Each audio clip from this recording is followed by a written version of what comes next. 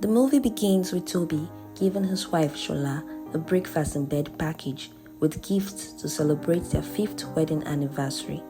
That evening, Shola and Toby are both seeing the movie when he teases her about always pushing on an imaginary glass even after her eye surgery. He then receives a debit alert from her mail that is signed into his phone.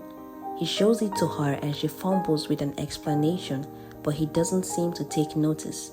The next day, Shola interrupts Toby's meeting, telling him she's going grocery shopping, and much later, Toby receives a call from Shola asking him to come pick her up because her car battery died. He arrives at the mart but can't find her, so he begins asking people, even those on the street, about her whereabouts, but to no avail.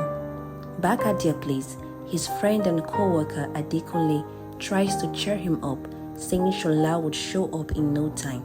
But a year goes by and Shola still isn't back. Toby is utterly devastated and obviously in pain, even as he tries to pick himself up and move on. Adekunle visits him to tell him about how Shola's parents have given up on the search and want to hold a funeral ceremony for her. But Toby is against the idea because he feels Shola is still alive. When he's left alone, he reminisces about their time together and cries himself to sleep. Getting to Shola's parents' house for the funeral, he looks up and is shocked about something.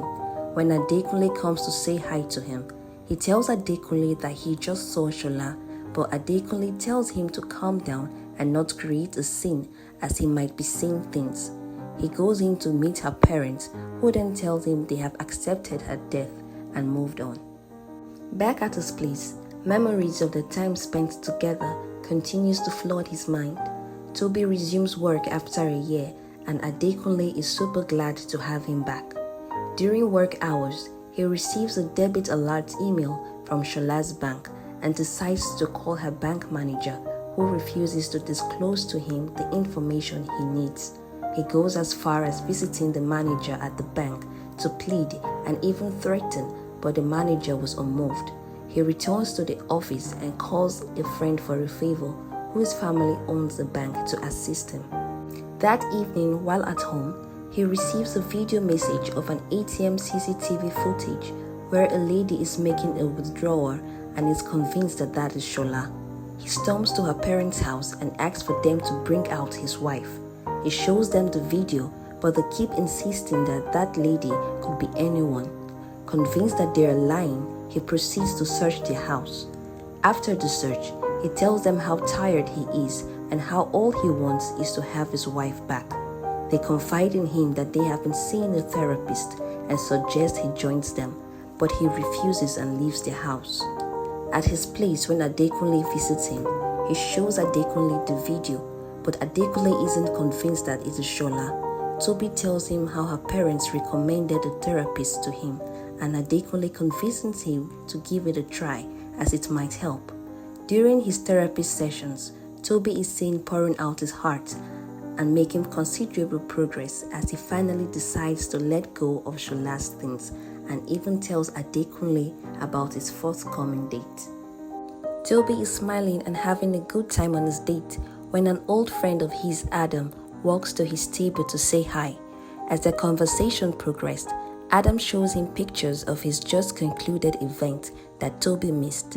While scrolling, Toby sees Shola in one of the pictures and angrily confronts Adam, creating a scene which leads to his date walking out.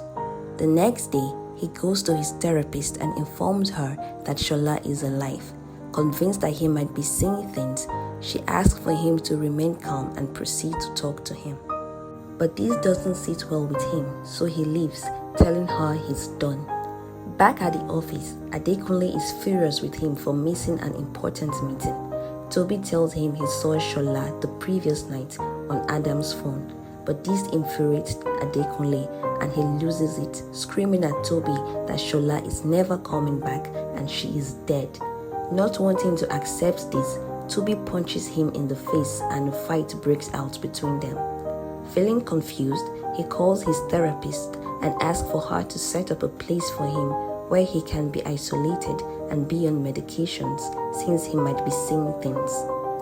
Adekunle comes to visit him and he confides in him how all he ever did was love his wife, but he thinks she is alive and hiding from him because he tried logging into her mail and all her passwords have been changed. Adekunle tells him that could have been done by any hacker, but Toby isn't convinced. He also tells Adekunle he wants to hand the company over to him, so Adekunle visits him again with some papers to sign and they part ways. Days later, Shola walks into his room and when he finally makes out her face, he weakly inquires from her why she left when all he ever did was love her. While sobbing and lamenting, she shows him her scarred body. Looking down at it, he begins to remember all the times he abused her physically. You disrespectful bitch. I'll teach you some respect. And how the plan for her disappearance was orchestrated with the help of Adekunle and her parents. We also discover that his first wife, Esther, was killed the same way. She thanked him for signing their divorce papers, which Adekunle included among the documents he signed, and walks out, with him screaming her name in the background. She visits Adekunle to thank him for his help, and his cousin walks in, who happens to be Toby's therapist. She tells them his pills would put him in a vegetative state in no time, and they all make a toast to freedom. The movie ends with Toby taking his pills, and when the nurse leaves, he spits it out and mutters, "I am coming for you."